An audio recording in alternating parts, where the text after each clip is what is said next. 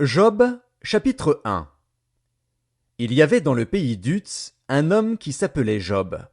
Et cet homme était intègre et droit, il craignait Dieu et se détournait du mal. Il lui naquit 7 fils et 3 filles. Il possédait 7 000 brebis, 3 000 chameaux, 500 paires de bœufs, 500 ânesses et un très grand nombre de serviteurs. Et cet homme était le plus considérable de tous les fils de l'Orient. Ses fils allaient les uns chez les autres et donnaient tour à tour un festin, et ils invitaient leurs 3 sœurs à manger et à boire avec eux. Et quand les jours de festin étaient passés, Job appelait et sanctifiait ses fils, puis il se levait de bon matin et offrait pour chacun d'eux un holocauste, car Job disait: Peut-être mes fils ont-ils péché et ont-ils offensé Dieu dans leur cœur? C'est ainsi que Job avait coutume d'agir. Or, les fils de Dieu vinrent un jour se présenter devant l'Éternel, et Satan vint aussi au milieu d'eux. L'Éternel dit à Satan: D'où viens-tu? Et Satan répondit à l'Éternel: De parcourir la terre et de m'y promener. L'Éternel dit à Satan: As-tu remarqué mon serviteur Job? Il n'y a personne comme lui sur la terre. C'est un homme intègre et droit, craignant Dieu et se détournant du mal. Et Satan répondit à l'Éternel: Est-ce d'une manière désintéressée que Job craint Dieu? Ne l'as-tu pas protégé, lui, sa maison, et tout ce qui est à lui? Tu as béni l'œuvre de ses mains, et ses troupeaux couvrent le pays. Mais étends ta main, touche à tout ce qui lui appartient, et je suis sûr qu'il te maudit en face. L'Éternel dit à Satan: Voici, tout ce qui lui appartient, je te le livre. Seulement, ne porte pas la main sur lui. Et Satan se retira de devant la face de l'Éternel. Un jour que les fils et les filles de Job mangeaient et buvaient du vin dans la maison de leur frère aîné, il arriva auprès de Job un messager qui dit: Les bœufs labouraient et les ânesses paissaient à côté d'eux. Des Sabéens se sont jetés dessus, les ont enlevés et ont passé les serviteurs au fil de l'épée.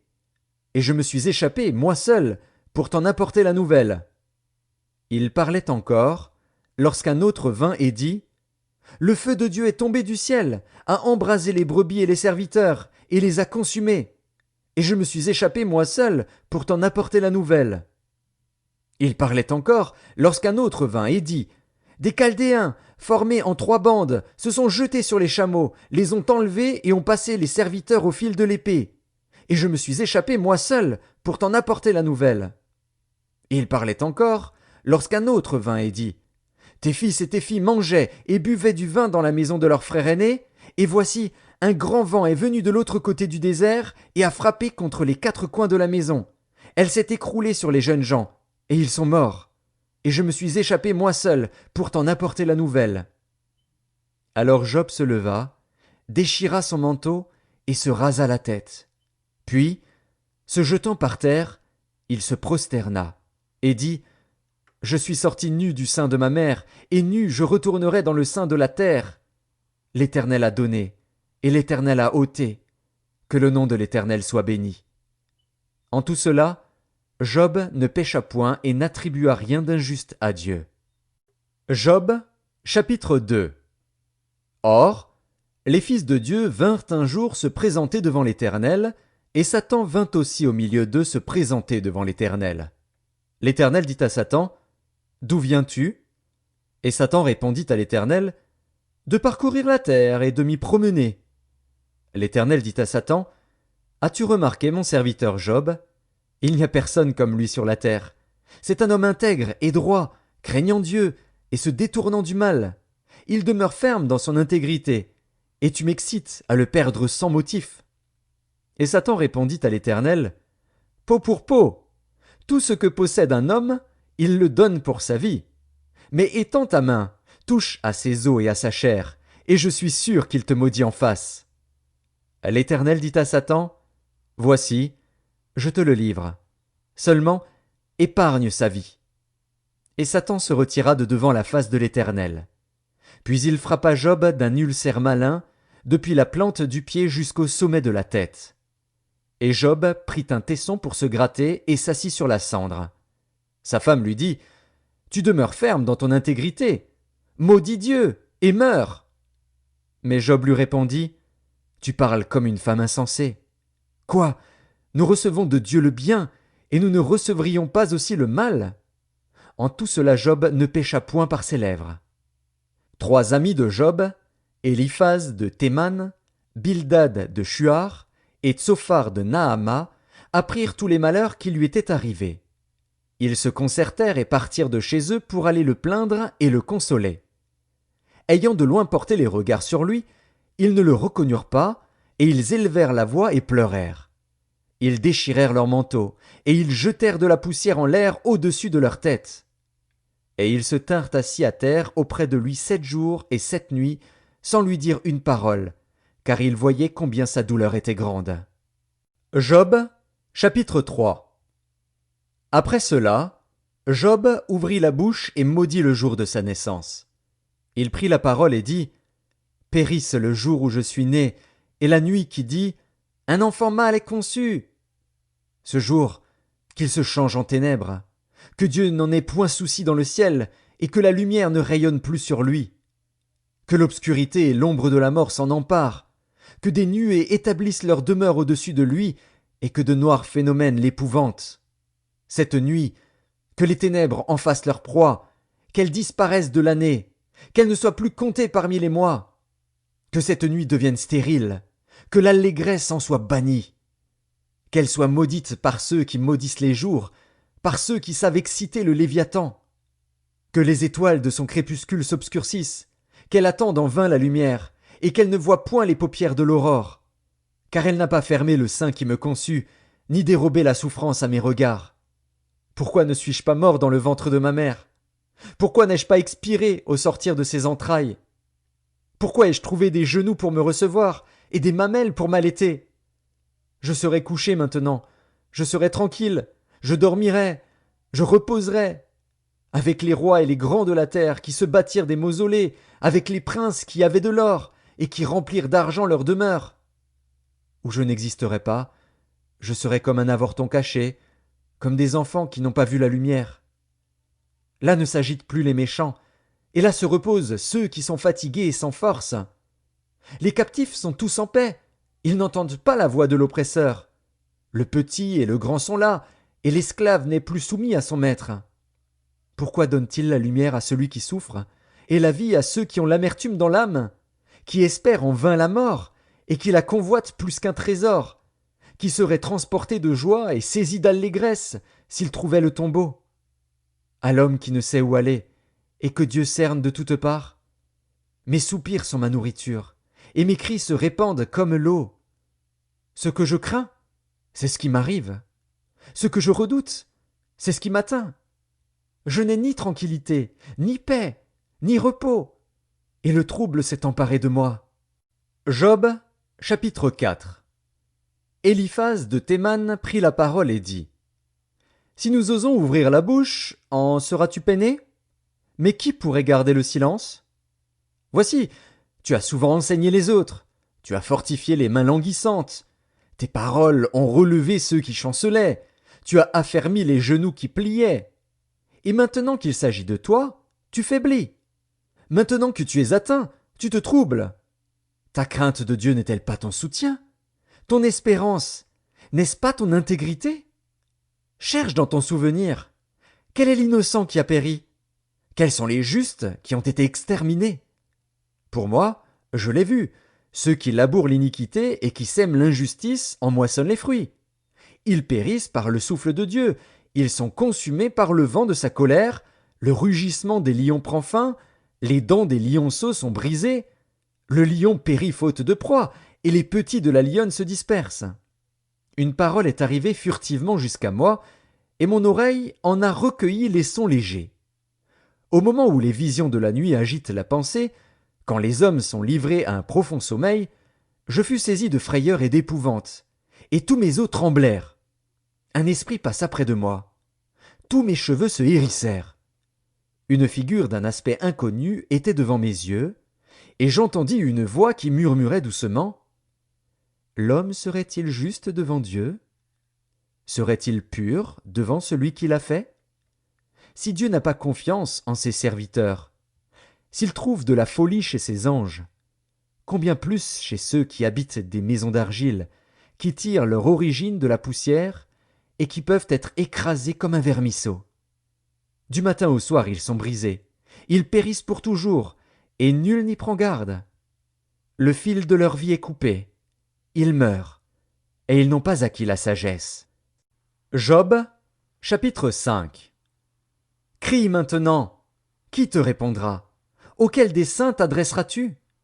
L'insensé périt dans sa colère, le fou meurt dans ses emportements. J'ai vu l'insensé prendre racine, puis soudain j'ai maudit sa demeure. Plus de prospérité pour ses fils. Ils sont foulés à la porte, et personne qui les délivre. Sa moisson est dévorée par des affamés, qui viennent l'enlever jusque dans les épines, et ses biens sont engloutis par des hommes altérés. Le malheur ne sort pas de la poussière, et la souffrance ne germe pas du sol. L'homme naît pour souffrir, comme l'étincelle pour voler. Pour moi, j'aurai recours à Dieu, et c'est à Dieu que j'exposerai ma cause. Il fait des choses grandes et insondables, des merveilles sans nombre. Il répand la pluie sur la terre et envoie l'eau sur les campagnes. Il relève les humbles et délivre les affligés. Il anéantit les projets des hommes rusés, et leurs mains ne peuvent les accomplir. Il prend les sages dans leur propre ruse, et les desseins des hommes artificieux sont renversés. Il rencontre les ténèbres au milieu du jour, il tâtonne en plein midi comme dans la nuit. Ainsi Dieu protège le faible contre leurs menaces, et le sauve de la main des puissants. Et l'espérance soutient le malheureux, mais l'iniquité ferme la bouche. Heureux l'homme que Dieu châtie. Ne méprise pas la correction du Tout-Puissant. Il fait la plaie, et il la bande. Il blesse, et sa main guérit. 6 fois il te délivrera de l'angoisse, et 7 fois le mal ne t'atteindra pas. Il te sauvera de la mort pendant la famine, et des coups de glaive pendant la guerre. Tu seras à l'abri du fléau de la langue, tu seras sans crainte quand viendra la dévastation. Tu te riras de la dévastation comme de la famine, et tu n'auras pas à redouter les bêtes de la terre. Car tu feras alliance avec les pierres des champs, et les bêtes de la terre seront en paix avec toi. Tu jouiras du bonheur sous ta tente, tu retrouveras tes troupeaux complets, tu verras ta postérité s'accroître, et tes rejetons se multiplier comme l'herbe des champs. Tu entreras au sépulcre dans la vieillesse, comme on emporte une gerbe en son temps. Voilà ce que nous avons reconnu.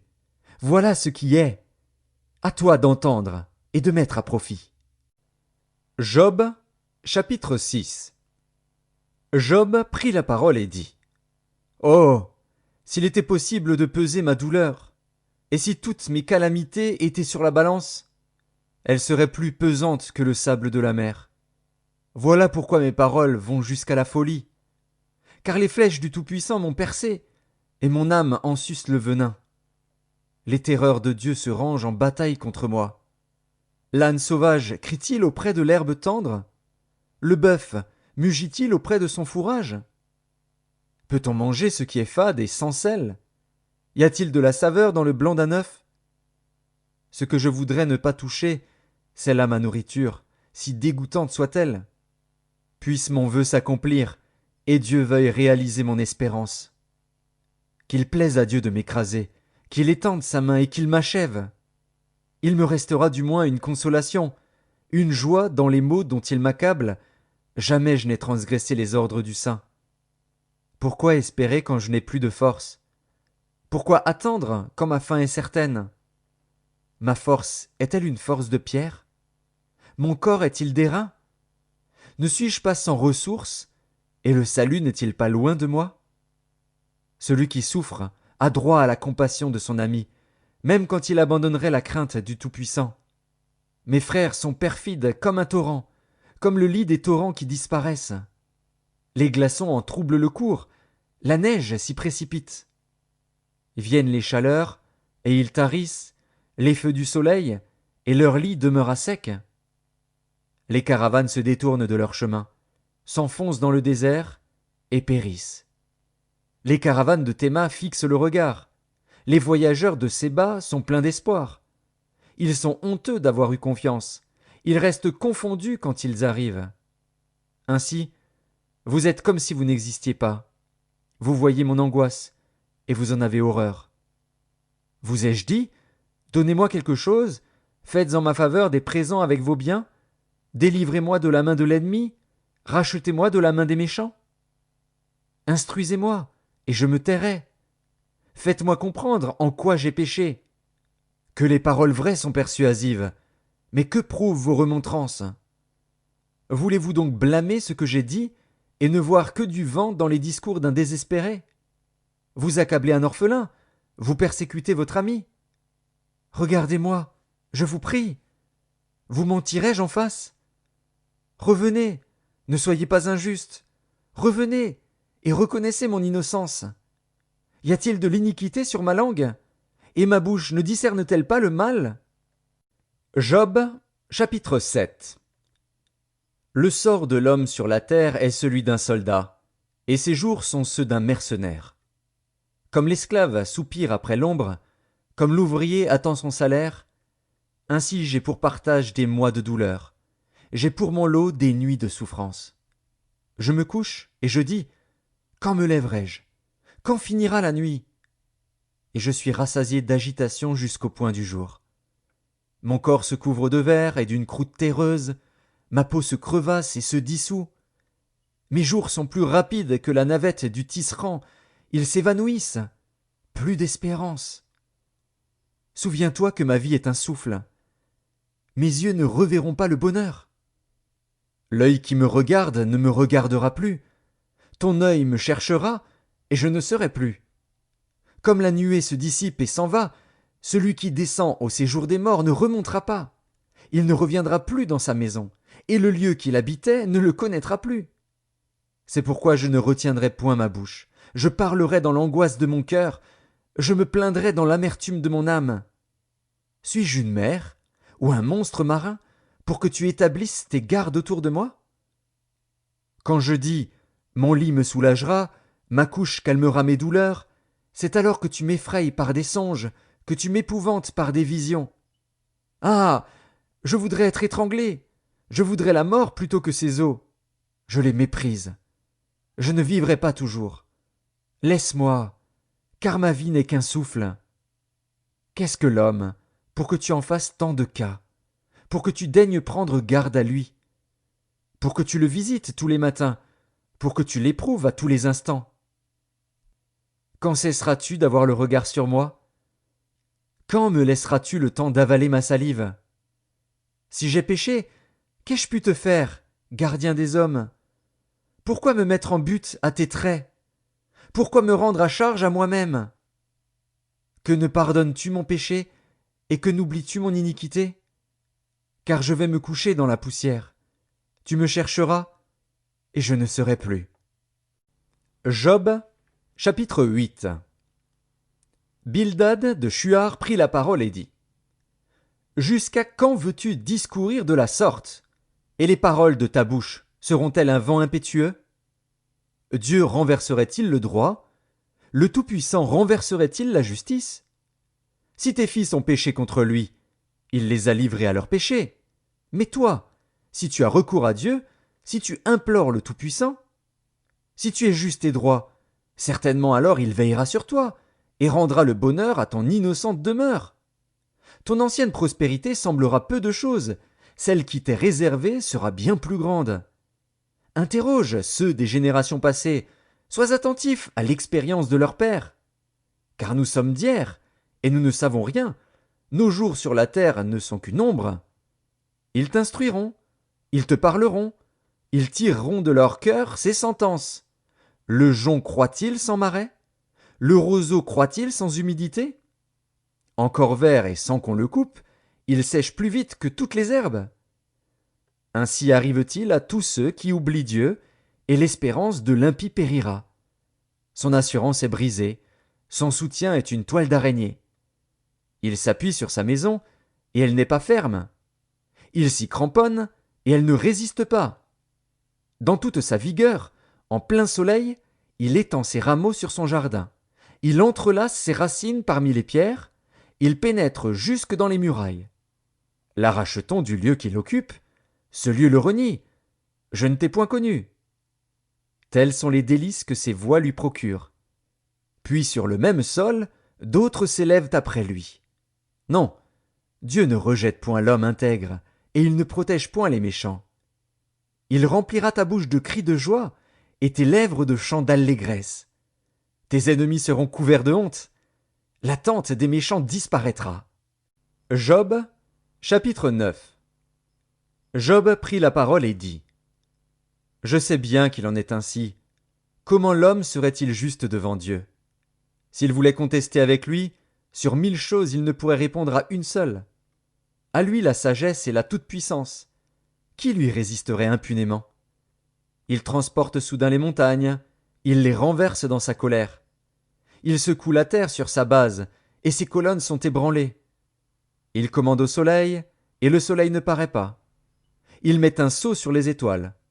Seul, il étend les cieux, il marche sur les hauteurs de la mer. Il a créé la grande ourse, l'Orion et les Pléiades, et les étoiles des régions australes. Il fait des choses grandes et insondables, des merveilles sans nombre. Voici, il passe près de moi, et je ne le vois pas. Il s'en va, et je ne l'aperçois pas. S'il enlève, qui s'y opposera? Qui lui dira: Que fais-tu? Dieu ne retire point sa colère. Sous lui s'inclinent les appuis de l'orgueil. Et moi, comment lui répondre? Quelle parole choisir? Quand je serai juste, je ne répondrai pas.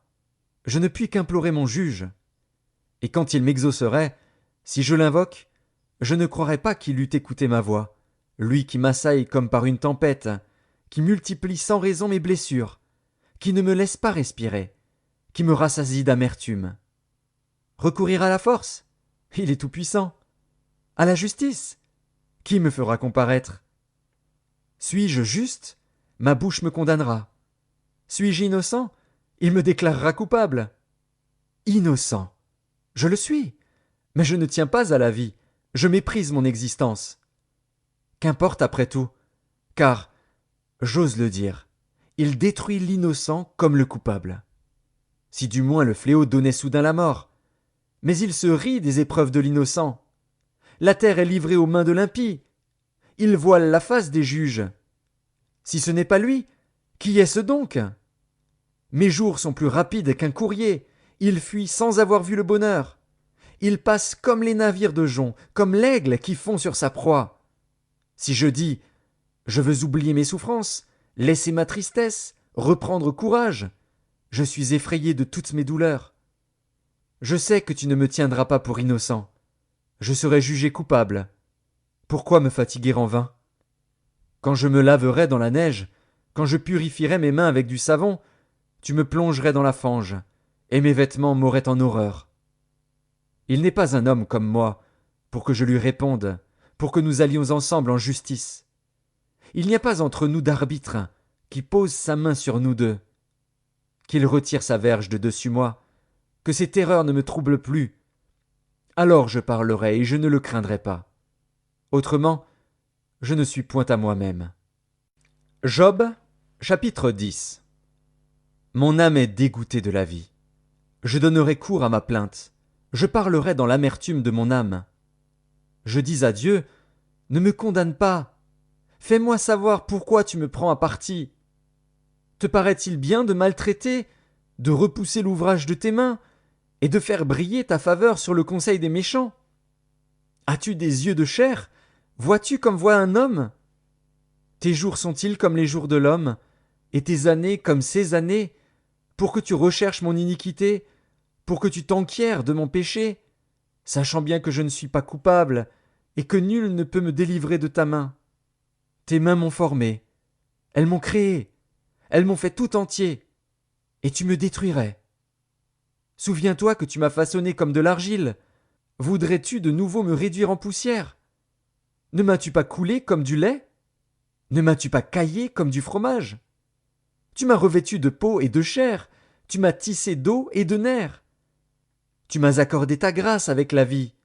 Tu m'as conservé par tes soins et sous ta garde. Voici néanmoins ce que tu cachais dans ton cœur. Voici, je le sais, ce que tu as résolu en toi-même. Si je pêche, tu m'observes. Tu ne pardonnes pas mon iniquité. Suis-je coupable? Malheur à moi. Suis-je innocent?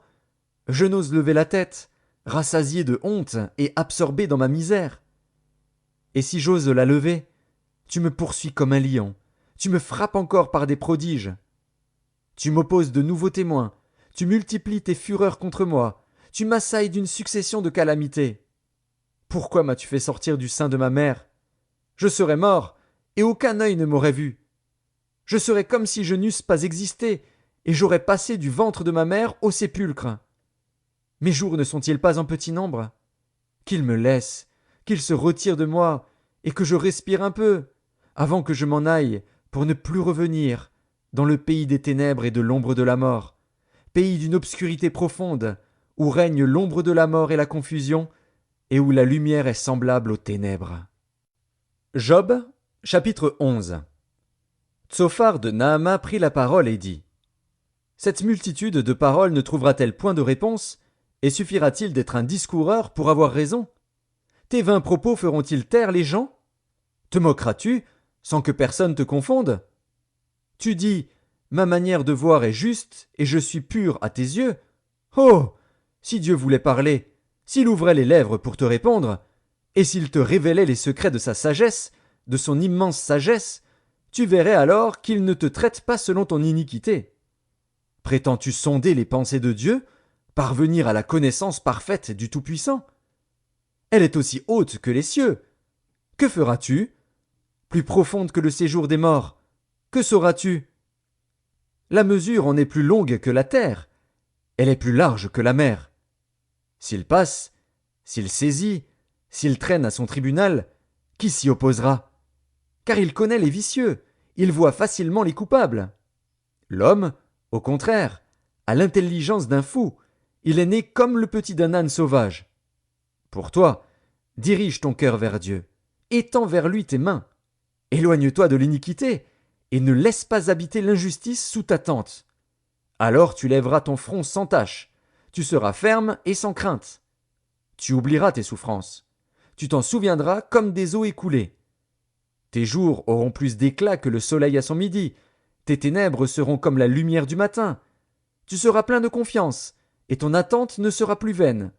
Tu regarderas autour de toi, et tu reposeras en sûreté. Tu te coucheras sans que personne ne trouble, et plusieurs caresseront ton visage. Mais les yeux des méchants seront consumés. Pour eux, point de refuge. La mort. Voilà leur espérance. Job, chapitre 12. Job prit la parole et dit: On dirait, en vérité, que le genre humain c'est vous, et qu'avec vous doit mourir la sagesse. J'ai tout aussi bien que vous de l'intelligence, moi, je ne vous suis point inférieur. Et qui ne sait les choses que vous dites? Je suis pour mes amis un objet de raillerie, quand j'implore le secours de Dieu. Le juste, l'innocent, un objet de raillerie. Au malheur le mépris, c'est la devise des heureux. À celui dont le pied chancelle est réservé le mépris. Il y a paix sous la tente des pillards, sécurité pour ceux qui offensent Dieu, pour quiconque se fait un Dieu de sa force. Interroge les bêtes, elles t'instruiront. Les oiseaux du ciel, ils te l'apprendront. Parle à la terre, elle t'instruira, et les poissons de la mer te le raconteront. Qui ne reconnaît chez eux la preuve que la main de l'Éternel a fait toutes choses? Il tient dans sa main l'âme de tout ce qui vit, le souffle de toute chair d'homme. L'oreille ne discerne-t-elle pas les paroles, comme le palais savoure les aliments? Dans les vieillards se trouve la sagesse, et dans une longue vie l'intelligence. En Dieu réside la sagesse et la puissance. Le conseil et l'intelligence lui appartiennent. Ce qu'il renverse ne sera point rebâti. Celui qui l'enferme ne sera point délivré. Il retient les eaux et tout se dessèche. Il les lâche et la terre en est dévastée. Il possède la force et la prudence. Il maîtrise celui qui s'égare ou fait égarer les autres. Il emmène captifs les conseillers. Il trouble la raison des juges. Il délie la ceinture des rois. Il met une corde autour de leurs reins.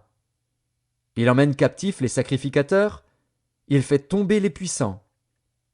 Il ôte la parole à ceux qui ont de l'assurance. Il prive de jugement les vieillards. Il verse le mépris sur les grands. Il relâche la ceinture des forts. Il met à découvert ce qui est caché dans les ténèbres. Il produit à la lumière l'ombre de la mort. Il donne de l'accroissement aux nations, et il les anéantit. Il les étend au loin, et il les ramène dans leurs limites. Il enlève l'intelligence aux chefs des peuples, il les fait errer dans les déserts sans chemin. Il tâtonne dans les ténèbres, et ne voit pas clair. Il les fait errer comme des gens ivres. Job, chapitre 13. Voici, mon œil a vu tout cela. Mon oreille l'a entendu et y a pris garde. Ce que vous savez, je le sais aussi, je ne vous suis point inférieur. Mais je veux parler au Tout-Puissant, je veux plaider ma cause devant Dieu. Car vous n'imaginez que des faussetés, vous êtes tous des médecins de néant. Que n'avez-vous gardé le silence? Vous auriez passé pour avoir de la sagesse. Écoutez, je vous prie, ma défense, et soyez attentifs à la réplique de mes lèvres. Direz-vous en faveur de Dieu ce qui est injuste, et pour le soutenir, allégrez-vous des faussetés? Voulez-vous avoir égard à sa personne? Voulez-vous plaider pour Dieu? S'il vous sonde, vous approuvera-t-il? Ou le tromperez-vous comme on trompe un homme? Certainement il vous condamnera, si vous n'agissez en secret que par égard pour sa personne. Sa majesté ne vous épouvantera-t-elle pas? Sa terreur ne tombera-t-elle pas sur vous? Vos sentences sont des sentences de cendre, vos retranchements sont des retranchements de boue. Taisez-vous, laissez-moi, je veux parler. Il m'en arrivera ce qu'il pourra. Pourquoi saisirais-je ma chair entre les dents? J'exposerais plutôt ma vie. Voici, il me tuera, je n'ai rien à espérer, mais devant lui je défendrai ma conduite. Cela même peut servir à mon salut, car un impie n'ose paraître en sa présence. Écoutez, écoutez mes paroles, prêtez l'oreille à ce que je vais dire. Me voici prêt à plaider ma cause. Je sais que j'ai raison. Quelqu'un disputera-t-il contre moi? Alors je me tais, et je veux mourir. Seulement, accorde-moi 2 choses, et je ne me cacherai pas de loin de ta face. Retire ta main de dessus moi, et que tes terreurs ne me troublent plus. Puis appelle, et je répondrai, ou si je parle, réponds-moi. Quel est le nombre de mes iniquités et de mes péchés? Fais-moi connaître mes transgressions et mes péchés. Pourquoi caches-tu ton visage, et me prends-tu pour ton ennemi? Veux-tu frapper une feuille agitée? Veux-tu poursuivre une paille desséchée? Pourquoi m'infliger d'amères souffrances, me punir pour des fautes de jeunesse? Pourquoi mettre mes pieds dans les ceps, surveiller tous mes mouvements, tracer une limite à mes pas, quand mon corps tombe en pourriture, comme un vêtement que dévore la teigne? Job, chapitre 14. L'homme né de la femme. Sa vie est courte, sans cesse agitée. Il naît, il est coupé comme une fleur, il fuit et disparaît comme une ombre. Et c'est sur lui que tu as l'œil ouvert, et tu me fais aller en justice avec toi. Comment d'un être souillé sortira-t-il un homme pur? Il n'en peut sortir aucun. Si ses jours sont fixés, si tu as compté ses mois, si tu en as marqué le terme qu'il ne saurait franchir, détourne de lui les regards, et donne-lui du relâche, pour qu'il ait au moins la joie du mercenaire à la fin de sa journée. Un arbre a de l'espérance. Quand on le coupe, il repousse, il produit encore des rejetons. Quand sa racine a vieilli dans la terre, quand son tronc meurt dans la poussière, il reverdit à l'approche de l'eau, il pousse des branches comme une jeune plante. Mais l'homme meurt, et il perd sa force. L'homme expire. Et où est-il? Les eaux des lacs s'évanouissent, les fleuves tarissent et se dessèchent. Ainsi l'homme se couche et ne se relèvera plus. Il ne se réveillera pas tant que les cieux subsisteront, il ne sortira pas de son sommeil. Oh! Si tu voulais me cacher dans le séjour des morts, m'y tenir à couvert jusqu'à ce que ta colère fût passée, et me fixer un terme auquel tu te souviendras de moi. Si l'homme, une fois mort, pouvait revivre, j'aurais de l'espoir tout le temps de mes souffrances, jusqu'à ce que mon état vînt à changer. Tu appellerais alors, et je te répondrais, tu languirais après l'ouvrage de tes mains. Mais aujourd'hui tu comptes mes pas, tu as l'œil sur mes péchés. Mes transgressions sont scellées en un faisceau, et tu imagines des iniquités à ma charge. La montagne s'écroule et périt, le rocher disparaît de sa place, la pierre est broyée par les eaux, et la terre emportée par leur courant. Ainsi tu détruis l'espérance de l'homme. Tu es sans cesse à l'assaillir, et il s'en va. Tu le défigures, puis tu le renvoies. Que ses fils soient honorés, il n'en sait rien. Qu'il soit dans l'abaissement, il l'ignore. C'est pour lui seul qu'il éprouve de la douleur en son corps. C'est pour lui seul qu'il ressent de la tristesse en son âme. Job, chapitre 15. Éliphaz de Théman prit la parole et dit: Le sage répond-il par un vain savoir? Se gonfle-t-il la poitrine du vent d'Orient? Est-ce par d'inutiles propos qu'il se défend? Est-ce par des discours qui ne servent à rien? Toi, tu détruis même la crainte de Dieu. Tu anéantis tout mouvement de piété devant Dieu. Ton iniquité dirige ta bouche, et tu prends le langage des hommes rusés. Ce n'est pas moi, c'est ta bouche qui te condamne. Ce sont tes lèvres qui déposent contre toi. Es-tu né le premier des hommes? As-tu été enfanté avant les collines? As-tu reçu les confidences de Dieu? As-tu dérobé la sagesse à ton profit? Que sais-tu que nous ne sachions pas? Quelle connaissance as-tu que nous n'ayons pas?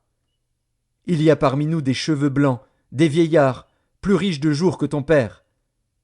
Tiens-tu pour peu de choses les consolations de Dieu, et les paroles qui doucement se font entendre à toi? Où ton cœur t'entraîne-t-il? Et que signifie ce roulement de tes yeux? Quoi? C'est contre Dieu que tu tournes ta colère, et que ta bouche exhale de pareils discours. Qu'est-ce que l'homme pour qu'il soit pur? Celui qui est né de la femme peut-il être juste? Si Dieu n'a pas confiance en ses saints, si les cieux ne sont pas purs devant lui, combien moins l'être abominable et pervers, l'homme qui boit l'iniquité comme l'eau? Je vais te parler, écoute-moi. Je raconterai ce que j'ai vu, ce que les sages ont fait connaître, ce qu'ils ont révélé, l'ayant appris de leur père. À eux seuls appartenait le pays, et parmi eux nul étranger n'était encore venu. Le méchant passe dans l'angoisse tous les jours de sa vie, toutes les années qui sont le partage de l'impie. La voix de la terreur retentit à ses oreilles. Au sein de la paix, le dévastateur va fondre sur lui. Il n'espère pas échapper aux ténèbres, il voit l'épée qui le menace. Il court çà et là pour chercher du pain, il sait que le jour des ténèbres l'attend. La détresse et l'angoisse l'épouvantent, elles l'assaillent comme un roi prêt à combattre. Car il a levé la main contre Dieu, il a bravé le Tout-Puissant. Il a eu l'audace de courir à lui sous le dos épais de ses boucliers. Il avait le visage couvert de graisse, les flancs chargés d'embonpoint. Et il habite des villes détruites, des maisons abandonnées, sur le point de tomber en ruine. Il ne s'enrichira plus, sa fortune ne se relèvera pas, sa prospérité ne s'étendra plus sur la terre. Il ne pourra se dérober aux ténèbres, la flamme consumera ses rejetons, et Dieu le fera périr par le souffle de sa bouche. S'il a confiance dans le mal, il se trompe, car le mal sera sa récompense. Elle arrivera avant le terme de ses jours, et son rameau ne verdira plus. Il sera comme une vigne dépouillée de ses fruits encore verts, comme un olivier dont on a fait tomber les fleurs. La maison de l'impie deviendra stérile, et le feu dévorera la tente de l'homme corrompu. Il conçoit le mal, et il enfante le mal. Il mûrit dans son sein des fruits qui le trompent. Job, chapitre 16. Job prit la parole et dit: J'ai souvent entendu pareille chose. Vous êtes tous des consolateurs fâcheux. Quand finiront ces discours en l'air? Pourquoi cette irritation dans tes réponses? Moi aussi, je pourrais parler comme vous, si vous étiez à ma place. Je vous accablerais de paroles, je secouerais sur vous la tête, je vous fortifierais de la bouche, je remuerais les lèvres pour vous soulager. Si je parle, mes souffrances ne seront point calmées. Si je me tais, en quoi seront-elles moindres? Maintenant, hélas, il m'a épuisé. Tu as ravagé toute ma maison. Tu m'as saisi pour témoigner contre moi. Ma maigreur se lève et m'accuse en face. Il me déchire et me poursuit dans sa fureur. Il grince des dents contre moi. Il m'attaque et me perce de son regard. Ils ouvrent la bouche pour me dévorer. Ils m'insultent et me frappent les joues. Ils s'acharnent tous après moi. Dieu me livre à la merci des impies. Il me précipite entre les mains des méchants. J'étais tranquille, et il m'a secoué, il m'a saisi par la nuque et m'a brisé. Il a tiré sur moi comme à un but. Ses traits m'environnent de toutes parts. Il me perce les reins sans pitié, il répand ma bile sur la terre. Il me fait brèche sur brèche, il fond sur moi comme un guerrier. J'ai cousu un sac sur ma peau, j'ai roulé ma tête dans la poussière. Les pleurs ont altéré mon visage, l'ombre de la mort est sur mes paupières. Je n'ai pourtant commis aucune violence, et ma prière fut toujours pure. Ô terre, ne couvre point mon sang, et que mes cris prennent librement leur essor. Déjà maintenant, mon témoin est dans le ciel, mon témoin est dans les lieux élevés. Mes amis se jouent de moi, c'est Dieu que j'implore avec larmes.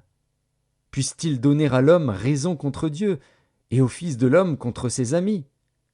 Car le nombre de mes années touche à son terme, et je m'en irai par un sentier d'où je ne reviendrai pas.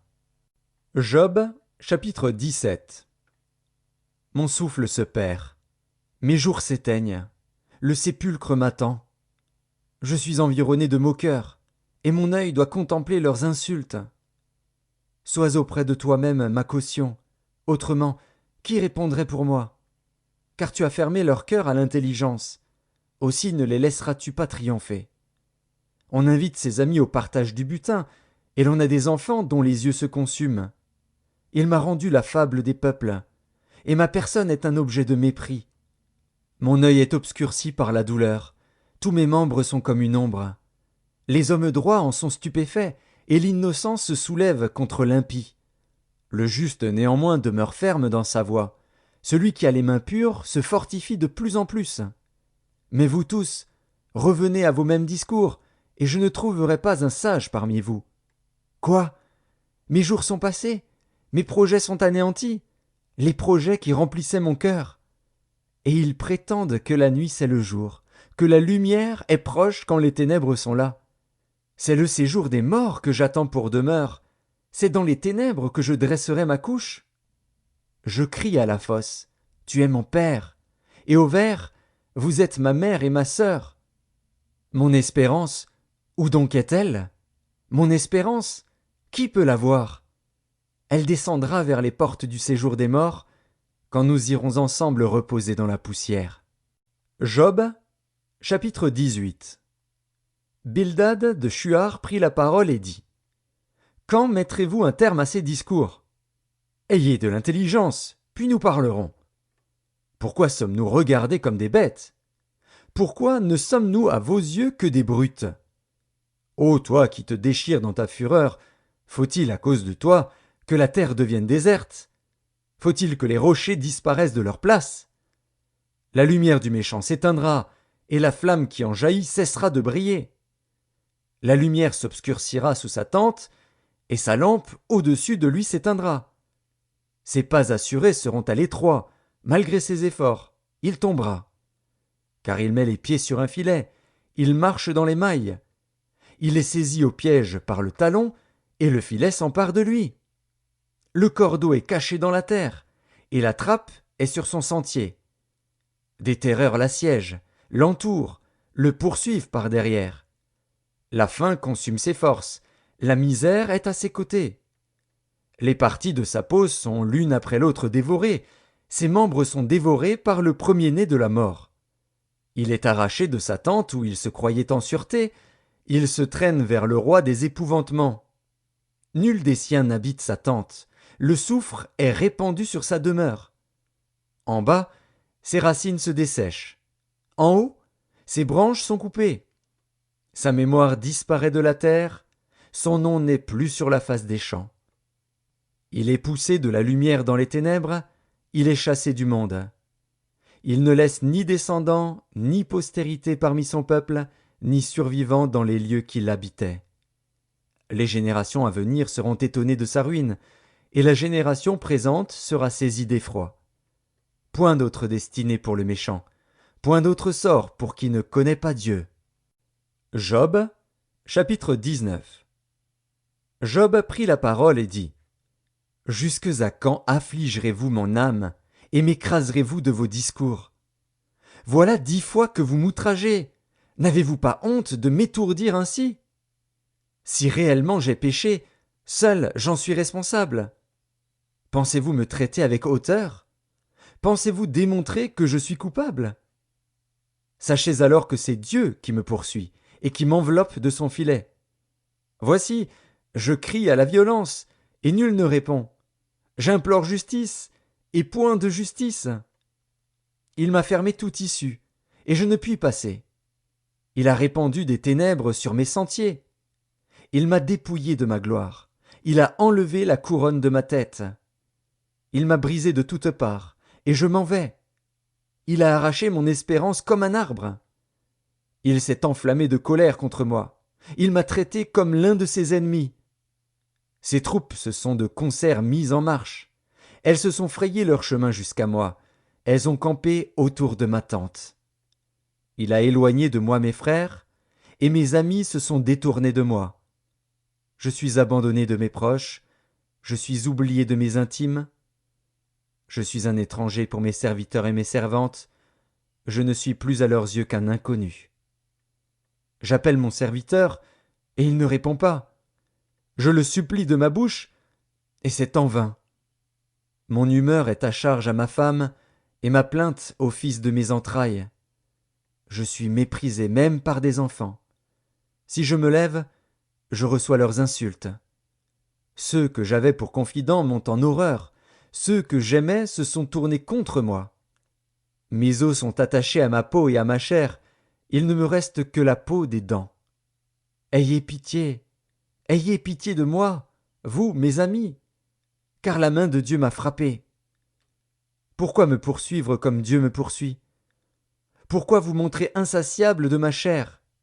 Oh, je voudrais que mes paroles fussent écrites, qu'elles fussent écrites dans un livre. Je voudrais qu'avec un burin de fer et avec du plomb, elles fussent pour toujours gravées dans le roc. Mais je sais que mon Rédempteur est vivant, et qu'il se lèvera le dernier sur la terre. Quand ma peau sera détruite, il se lèvera. Quand je n'aurai plus de chair, je verrai Dieu. Je le verrai, et il me sera favorable. Mes yeux le verront, et non ceux d'un autre. Mon âme languit d'attente au-dedans de moi. Vous direz alors, pourquoi le poursuivions-nous? Car la justice de ma cause sera reconnue. Craignez pour vous le glaive. Les châtiments par le glaive sont terribles. Et sachez qu'il y a un jugement. Job, chapitre 20. Tsophar de Naama prit la parole et dit: Mes pensées me forcent à répondre, et mon agitation ne peut se contenir. J'ai entendu des reproches qui m'outragent. Le souffle de mon intelligence donnera la réplique. Ne sais-tu pas que, de tout temps, depuis que l'homme a été placé sur la terre, le triomphe des méchants a été court, et la joie de l'impie momentanée? Quand il s'élèverait jusqu'aux cieux, et que sa tête toucherait aux nues, il périra pour toujours comme son ordure, et ceux qui le voyaient diront: Où est-il? Il s'envolera comme un songe, et on ne le trouvera plus. Il disparaîtra comme une vision nocturne. L'œil qui le regardait ne le regardera plus. Le lieu qu'il habitait ne l'apercevra plus. Ses fils seront assaillis par les pauvres, et ses mains restitueront ce qu'il a pris par violence. La vigueur de la jeunesse, qui remplissait ses membres, aura sa couche avec lui dans la poussière. Le mal était doux à sa bouche, il le cachait sous sa langue. Il le savourait sans l'abandonner. Il le retenait au milieu de son palais. Mais sa nourriture se transformera dans ses entrailles, elle deviendra dans son corps un venin d'aspic. Il a englouti des richesses, il les vomira. Dieu les chassera de son ventre. Il a sucé du venin d'aspic, la langue de la vipère le tuera. Il ne reposera plus ses regards sur les ruisseaux, sur les torrents, sur les fleuves de miel et de lait. Il rendra ce qu'il a gagné, et n'en profitera plus. Il restituera tout ce qu'il a pris, et n'en jouira plus. Car il a opprimé, délaissé les pauvres, il a ruiné des maisons et ne les a pas rétablies. Son avidité n'a point connu de bornes, mais il ne sauvera pas ce qu'il avait de plus cher. Rien n'échappait à sa voracité, mais son bien-être ne durera pas. Au milieu de l'abondance, il sera dans la détresse. la main de tous les misérables se lèvera sur lui. Et voici, pour lui remplir le ventre, Dieu enverra sur lui le feu de sa colère et le rassasiera par une pluie de traits. S'il échappe aux armes de fer, l'arc d'airain le transpercera. Il arrache de son corps le trait, qui étincelle au sortir de ses entrailles, et il est en proie aux terreurs de la mort. Toutes les calamités sont réservées à ses trésors. Il sera consumé par un feu que n'allumera point l'homme, et ce qui restera dans sa tente en deviendra la pâture. Les cieux dévoileront son iniquité, et la terre s'élèvera contre lui. Les revenus de sa maison seront emportés, ils disparaîtront au jour de la colère de Dieu.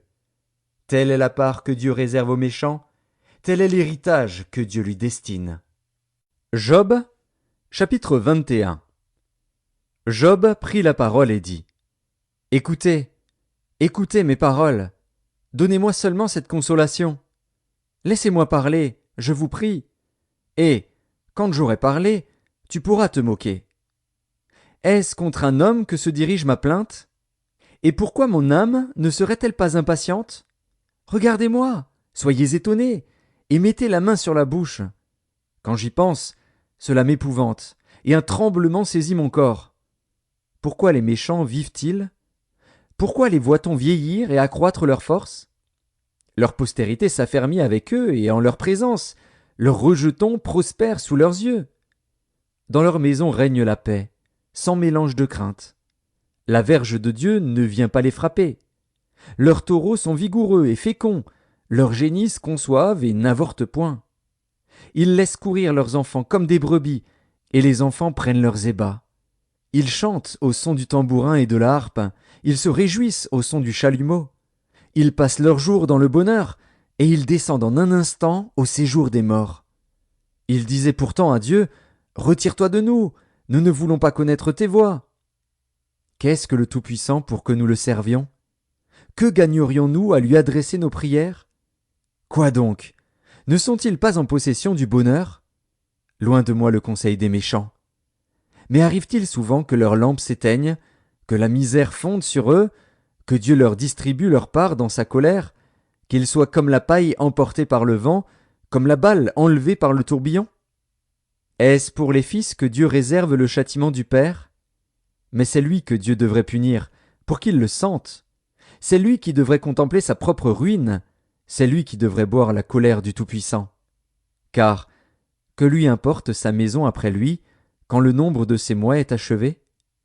Est-ce à Dieu qu'on donnera de la science, à lui qui gouverne les esprits célestes ? L'un meurt au sein du bien-être, de la paix et du bonheur, les flancs chargés de graisse et la moelle des os remplis de sève. L'autre meurt, l'amertume dans l'âme, sans avoir joui d'aucun bien. Et tous deux se couchent dans la poussière, tous deux deviennent la pâture des vers.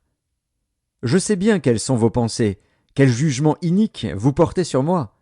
Vous dites : Où est la maison de l'homme puissant ? Où est la tente qu'habitaient les impies ? Mais quoi ?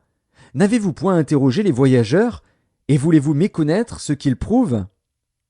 Au jour du malheur, le méchant est épargné. Au jour de la colère, il échappe. Qui lui reproche en face sa conduite ? Qui lui rend ce qu'il a fait ? Il est porté dans un sépulcre, et il veille encore sur sa tombe. Les mottes de la vallée lui sont légères, et tous, après lui, suivront la même voie, comme une multitude l'a déjà suivi. Pourquoi donc m'offrir de vaines consolations ? Ce qui reste de vos réponses n'est que perfidie. Job, chapitre 22. Éliphaz de Théman prit la parole et dit : Un homme peut-il être utile à Dieu ? Non, le sage n'est utile qu'à lui-même. Si tu es juste, est-ce à l'avantage du Tout-Puissant ? Si tu es intègre dans tes voies, qui gagne-t-il ? Est-ce par crainte de toi qu'il te châtie, qu'il entre en jugement avec toi ? Ta méchanceté n'est-elle pas grande ? Tes iniquités ne sont-elles pas infinies ? Tu enlevais sans motif des gages à tes frères. Tu privais de leurs vêtements ceux qui étaient nus. Tu ne donnais point d'eau à l'homme altéré. Tu refusais du pain à l'homme affamé. Le pays était au plus fort, et le puissant s'y établissait. Tu renvoyais les veuves avides, les bras des orphelins étaient brisés. C'est pour cela que tu es entouré de pièges, et que la terreur t'a saisi tout à coup. Ne vois-tu donc pas ces ténèbres, ces eaux débordées qui t'envahissent? Dieu n'est-il pas en haut dans les cieux? Regarde le sommet des étoiles, comme il est élevé. Et tu dis, qu'est-ce que Dieu sait? Peut-il juger à travers l'obscurité? Les nuées l'enveloppent, et il ne voit rien, il ne parcourt que la voûte des cieux. Et quoi? Tu voudrais prendre l'ancienne route qu'ont suivie les hommes d'iniquité? Ils ont été emportés avant le temps. Ils ont eu la durée d'un torrent qui s'écoule. Ils disaient à Dieu, retire-toi de nous. Que peut faire pour nous le Tout-Puissant? Dieu cependant avait rempli de bien leur maison. Loin de moi le conseil des méchants. Les justes, témoins de leur chute, se réjouiront, et l'innocent se moquera d'eux. Voilà nos adversaires anéantis. Voilà leur richesse dévorée par le feu. Attache-toi donc à Dieu, et tu auras la paix. Tu jouiras ainsi du bonheur. Reçois de sa bouche l'instruction, et mets dans ton cœur ses paroles. Tu seras rétabli, si tu reviens au Tout-Puissant, si tu éloignes l'iniquité de ta tente. Jette l'or dans la poussière, l'or d'Ophir parmi les cailloux des torrents. Et le Tout-Puissant sera ton or, ton argent, ta richesse. Alors tu feras du Tout-Puissant tes délices. Tu élèveras vers Dieu ta face. Tu le prieras, et il t'exaucera, et tu accompliras tes vœux. À tes résolutions répondra le succès. Sur tes sentiers brillera la lumière. Vienne l'humiliation. Tu prieras pour ton relèvement. Dieu secourt celui dont le regard est abattu. Il délivrera même le coupable, qui devra son salut à la pureté de tes mains. Job, chapitre 23. Job prit la parole et dit: Maintenant encore ma plainte est une révolte, mais la souffrance étouffe mes soupirs. Oh! Si je savais où le trouver, si je pouvais arriver jusqu'à son trône, je plaiderais ma cause devant lui, je remplirais ma bouche d'arguments, je connaîtrais ce qu'il peut avoir à répondre, je verrais ce qu'il peut avoir à me dire. Emploierait-il toute sa force à me combattre? Ne daignerait-il pas au moins m'écouter? Ce serait un homme droit qui plaiderait avec lui, et je serais pour toujours absous par mon juge. Mais si je vais à l'Orient, il n'y est pas. Si je vais à l'Occident, je ne le trouve pas. Est-il occupé au nord? Je ne puis le voir. Se cache-t-il au midi? Je ne puis le découvrir. Il sait néanmoins quelle voie j'ai suivie, et s'il m'éprouvait, je sortirais pur comme l'or. Mon pied s'est attaché à ses pas. J'ai gardé sa voie, et je ne m'en suis point détourné. Je n'ai pas abandonné les commandements de ses lèvres. J'ai fait plier ma volonté aux paroles de sa bouche. Mais sa résolution est arrêtée. Qui s'y opposera? Ce que son âme désire, il l'exécute. Il accomplira donc ses desseins à mon égard, et il en concevra bien d'autres encore. Voilà pourquoi sa présence m'épouvante. Quand j'y pense, j'ai peur de lui. Dieu a brisé mon courage. Le Tout-Puissant m'a rempli d'effroi. Car ce ne sont pas les ténèbres qui m'anéantissent, ce n'est pas l'obscurité dont je suis couvert. Job, chapitre 24. Pourquoi le Tout-Puissant ne met-il pas des temps en réserve, et pourquoi ceux qui le connaissent ne voient-ils pas ses jours? On déplace les bornes, on vole des troupeaux, et on les fait paître. On enlève l'âne de l'orphelin, on prend pour gage le bœuf de la veuve, on repousse du chemin les indigents, on force tous les malheureux du pays à se cacher. Et voici, comme les ânes sauvages du désert, ils sortent le matin pour chercher de la nourriture, ils n'ont que le désert pour trouver le pain de leurs enfants.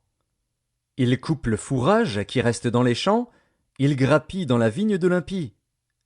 Ils passent la nuit dans la nudité, sans vêtements, sans couverture contre le froid. Ils sont percés par la pluie des montagnes, et ils embrassent les rochers comme unique refuge. On arrache l'orphelin à la mamelle, on prend des gages sur le pauvre. Ils vont tout nus, sans vêtements. Ils sont affamés, et ils portent les gerbes. Dans les enclos de l'impie, ils font de l'huile, ils foulent le pressoir, et ils ont soif. Dans les villes s'exhalent les soupirs des mourants, l'âme des blessés jette des cris, et Dieu ne prend pas garde à ces infamies. D'autres sont ennemis de la lumière, ils n'en connaissent pas les voies, ils n'en pratiquent pas les sentiers. L'assassin se lève au point du jour, tue le pauvre et l'indigent, et il dérobe pendant la nuit. L'œil de l'adultère épie le crépuscule.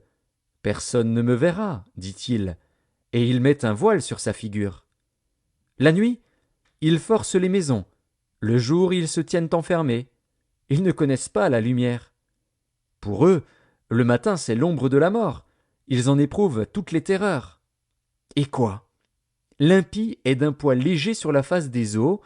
Il n'a sur la terre qu'une part maudite. Il ne prend jamais le chemin des vignes. Comme la sécheresse et la chaleur absorbent les eaux de la neige, ainsi le séjour des morts engloutit ceux qui pêchent.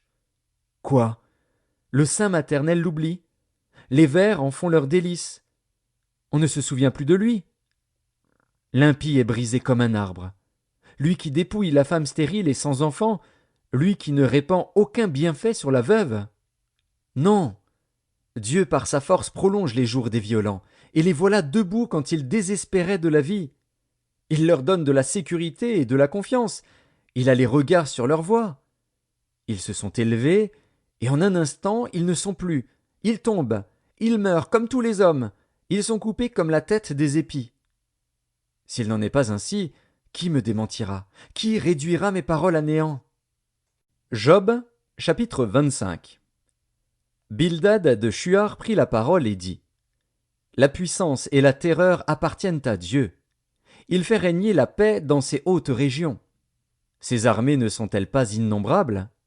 Sur qui sa lumière ne se lève-t-elle pas? Comment l'homme serait-il juste devant Dieu? Comment celui qui est né de la femme serait-il pur? Voici, la lune même n'est pas brillante, et les étoiles ne sont pas pures à ses yeux. Combien moins l'homme, qui n'est qu'un ver, le fils de l'homme, qui n'est qu'un vermisseau. Job, chapitre 26. Job prit la parole et dit: Comme tu sais bien venir en aide à la faiblesse, comme tu prêtes secours aux bras sans force. Quel bon conseil tu donnes à celui qui manque d'intelligence! Quelle abondance de sagesse tu fais paraître! À qui s'adressent tes paroles? Et qui est-ce qui t'inspire? Devant Dieu les ombres tremblent au-dessous des eaux et de leurs habitants. Devant lui le séjour des morts est nu, l'abîme n'a point de voile. Il étend le septentrion sur le vide, il suspend la terre sur le néant. Il renferme les eaux dans ses nuages, et les nuages n'éclatent pas sous leur poids. Il couvre la face de son trône, il répand sur lui sa nuée. Il a tracé un cercle à la surface des eaux, comme limite entre la lumière et les ténèbres. Les colonnes du ciel s'ébranlent et s'étonnent à sa menace. Par sa force, il soulève la mer, par son intelligence, il en brise l'orgueil. Son souffle donne au ciel la sérénité, sa main transperce le serpent fuyard. Ce sont là les bords de ses voies, c'est le bruit léger qui nous en parvient. Mais qui entendra le tonnerre de sa puissance? Job, chapitre 27. Job prit de nouveau la parole sous forme sentencieuse et dit: Dieu qui me refuse justice est vivant. Le Tout-Puissant qui remplit mon âme d'amertume est vivant. Aussi longtemps que j'aurai ma respiration, et que le souffle de Dieu sera dans mes narines, mes lèvres ne prononceront rien d'injuste, ma langue ne dira rien de faux. Loin de moi la pensée de vous donner raison. Jusqu'à mon dernier soupir, je défendrai mon innocence. Je tiens à me justifier, et je ne faiblirai pas. Mon cœur ne me fait de reproches sur aucun de mes jours. Que mon ennemi soit comme le méchant, et mon adversaire comme l'impie. Quelle espérance reste-t-il à l'impie quand Dieu coupe le fil de sa vie, quand il lui retire son âme? Est-ce que Dieu écoute ses cris quand l'angoisse vient l'assaillir? Fait-il du Tout-Puissant ses délices? Adresse-t-il en tout temps ses prières à Dieu? Je vous enseignerai les voies de Dieu. Je ne vous cacherai pas les desseins du Tout-Puissant. Mais vous les connaissez, et vous êtes d'accord. Pourquoi donc vous laisser aller à de vaines pensées? Voici la part que Dieu réserve aux méchants, l'héritage que le Tout-Puissant destine à l'impie. S'il a des fils en grand nombre, c'est pour le glaive, et ses rejetons manquent de pain. Ceux qui échappent sont enterrés par la peste, et leurs veuves ne les pleurent pas. S'il amasse l'argent comme la poussière, s'il entasse les vêtements comme la boue, c'est lui qui entasse, mais c'est le juste qui se revêt, c'est l'homme intègre qui a l'argent en partage. Sa maison est comme celle que bâtit la teigne, comme la cabane que fait un gardien. Il se couche riche, et il meurt dépouillé. Il ouvre les yeux et tout a disparu. Les terreurs le surprennent comme des eaux. Un tourbillon l'enlève au milieu de la nuit. Le vent d'Orient l'emporte, et il s'en va. Il l'arrache violemment de sa demeure. Dieu lance sans pitié des traits contre lui, et le méchant voudrait fuir pour les éviter. On bat des mains à sa chute, et on le siffle à son départ. Job, chapitre 28. Il y a pour l'argent une mine d'où on le fait sortir, et pour l'or un lieu d'où on l'extrait pour l'affiner. Le fer se tire de la poussière, et la pierre se fond pour produire l'airain. L'homme fait cesser les ténèbres, il explore, jusque dans les endroits les plus profonds, les pierres cachées dans l'obscurité et dans l'ombre de la mort. Il creuse un puits loin des lieux habités, ses pieds ne lui sont plus en aide, et il est suspendu, balancé, loin des humains. La terre, d'où sort le pain, est bouleversée dans ses entrailles comme par le feu. Ces pierres contiennent du saphir, et l'on y trouve de la poudre d'or. L'oiseau de proie n'en connaît pas le sentier, l'œil du vautour ne l'a point aperçu. Les plus fiers animaux ne l'ont point foulé, le lion n'y a jamais passé. L'homme porte sa main sur le roc, il renverse les montagnes depuis la racine. Il ouvre des tranchées dans les rochers, et son œil contemple tout ce qu'il y a de précieux. Il arrête l'écoulement des eaux, et il produit à la lumière ce qui est caché. Mais la sagesse, où se trouve-t-elle? Où est la demeure de l'intelligence? L'homme n'en connaît point le prix. Elle ne se trouve pas dans la terre des vivants. L'abîme dit, elle n'est point en moi, et la mer dit, elle n'est point en moi. Elle ne se donne pas contre de l'or pur, elle ne s'achète pas au poids de l'argent. Elle ne se pèse pas contre l'or d'Ophir, ni contre le précieux onyx, ni contre le saphir. Elle ne peut se comparer à l'or ni au verre, elle ne peut s'échanger pour un vase d'or fin. Le corail et le cristal ne sont rien auprès d'elle. La sagesse vaut plus que les perles. La topaze d'Éthiopie n'est point son égale, et l'or pur n'entre pas en balance avec elle. D'où vient donc la sagesse? Où est la demeure de l'intelligence? Elle est cachée aux yeux de tout vivant, elle est cachée aux oiseaux du ciel. Le gouffre et la mort disent, nous en avons entendu parler. C'est Dieu qui en sait le chemin, c'est lui qui en connaît la demeure. Car il voit jusqu'aux extrémités de la terre, il aperçoit tout sous les cieux. Quand il régla le poids du vent, et qu'il fixa la mesure des eaux, quand il donna des lois à la pluie, et qu'il traça la route de l'éclair et du tonnerre, alors il vit la sagesse et la manifesta. Il en posa les fondements et la mit à l'épreuve. Puis il dit à l'homme, voici, la crainte du Seigneur, c'est la sagesse. S'éloigner du mal, c'est l'intelligence. Job, chapitre 29.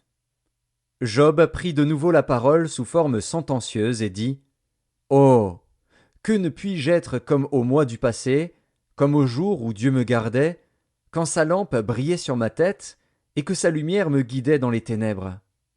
Que ne suis-je comme au jour de ma vigueur, où Dieu veillait en ami sur ma tente, quand le Tout-Puissant était encore avec moi et que mes enfants m'entouraient? Quand mes pieds se baignaient dans la crème et que le rocher répandait près de moi des ruisseaux d'huile? Si je sortais pour aller à la porte de la ville, et si je me faisais préparer un siège dans la place, les jeunes gens se retiraient à mon approche, les vieillards se levaient et se tenaient debout. Les princes arrêtaient leur discours et mettaient la main sur leur bouche. La voix des chefs se taisait, et leur langue s'attachait à leur palais. L'oreille qui m'entendait me disait heureux, l'œil qui me voyait me rendait témoignage, car je sauvais le pauvre qui implorait du secours, et l'orphelin qui manquait d'appui.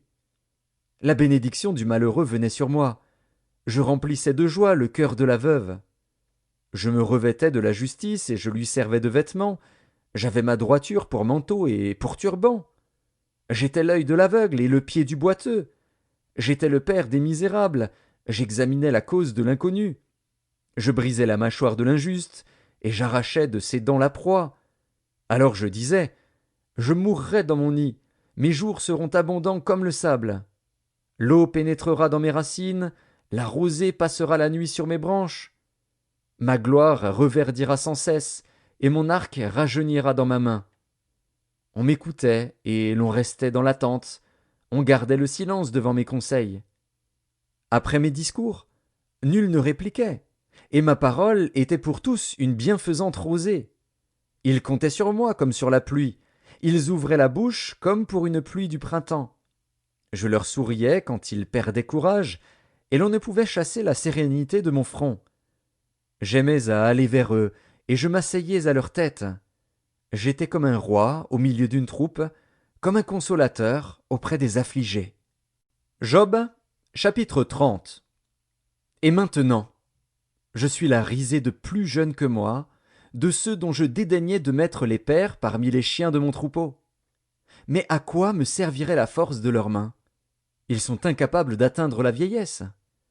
Desséchés par la misère et la faim, ils fuient dans les lieux arides, depuis longtemps abandonnés et déserts.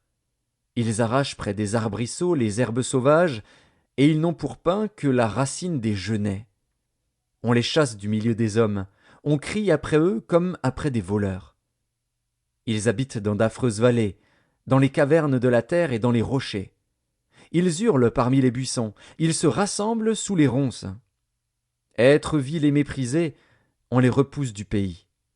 Et maintenant, je suis l'objet de leurs chansons, je suis en butte à leurs propos. Ils ont horreur de moi, ils se détournent, ils me crachent au visage. Ils n'ont plus de retenue et ils m'humilient, ils rejettent tout frein devant moi. Ces misérables se lèvent à ma droite et me poussent les pieds, ils se frayent contre moi des sentiers pour ma ruine.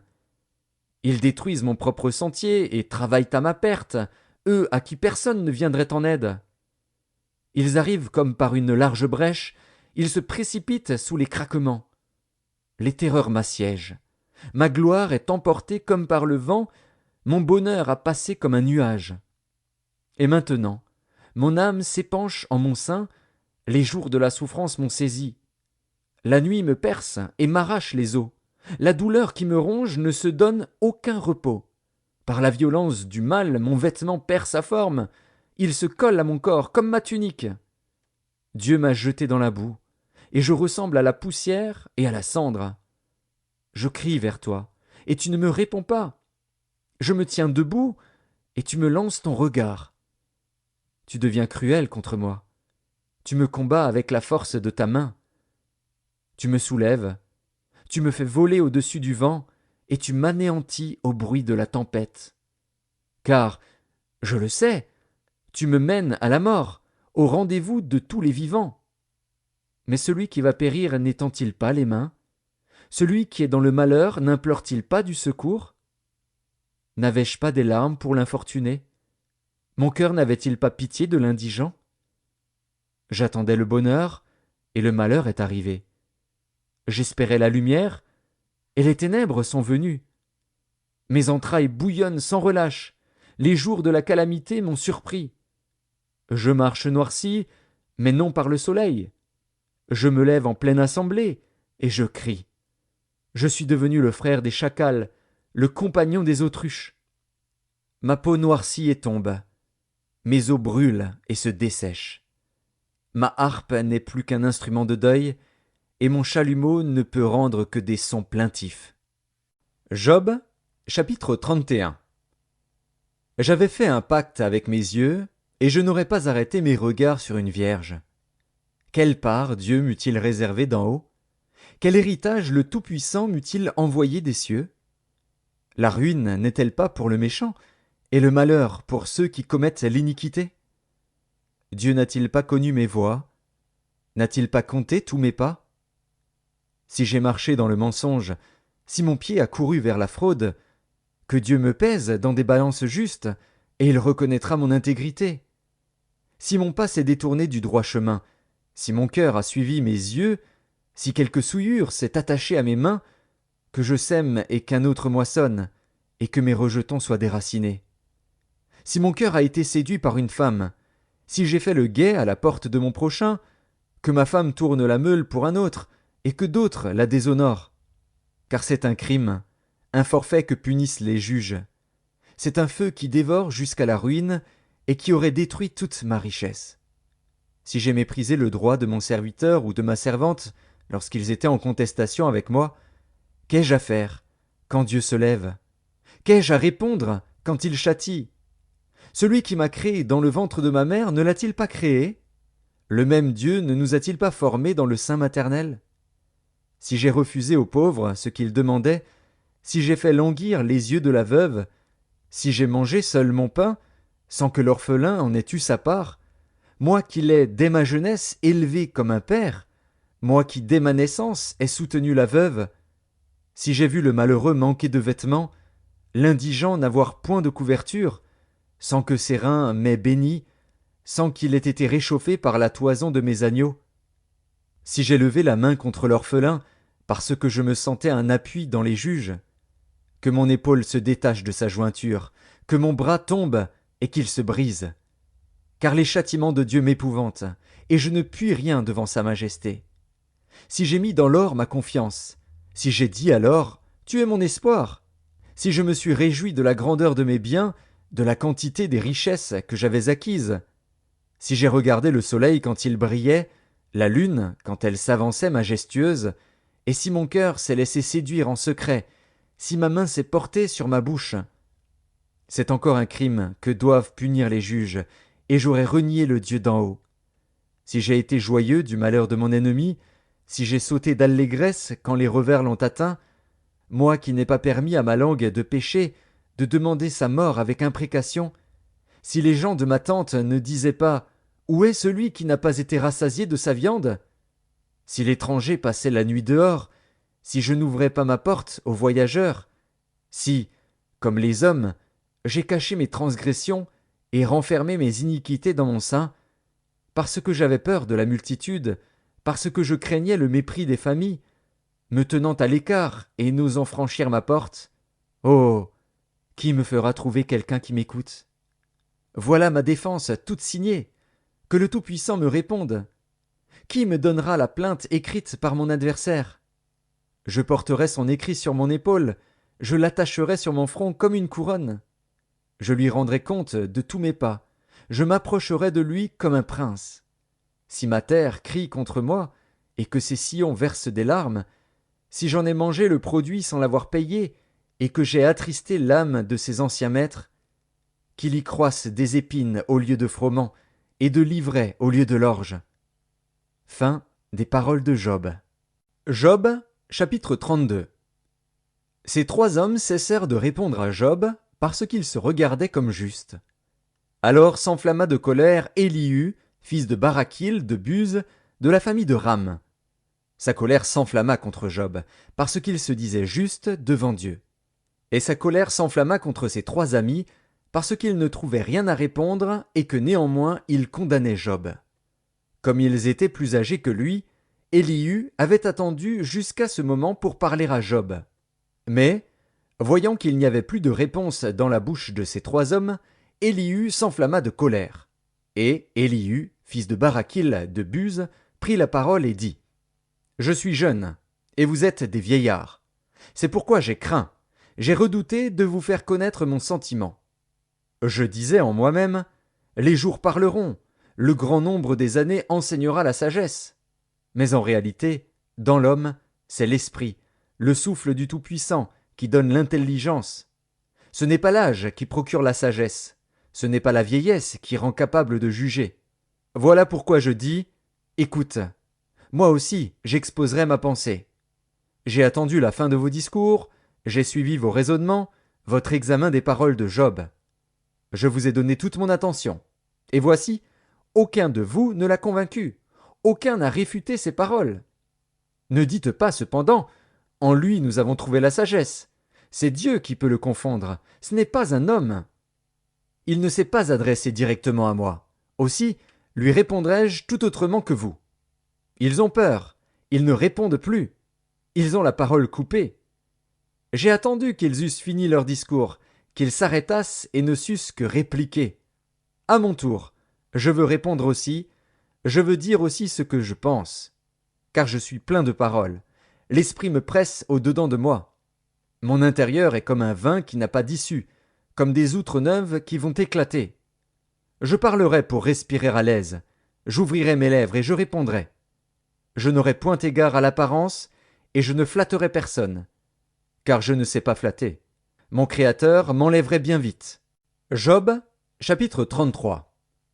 Maintenant donc, Job, écoute mes discours, prête l'oreille à toutes mes paroles.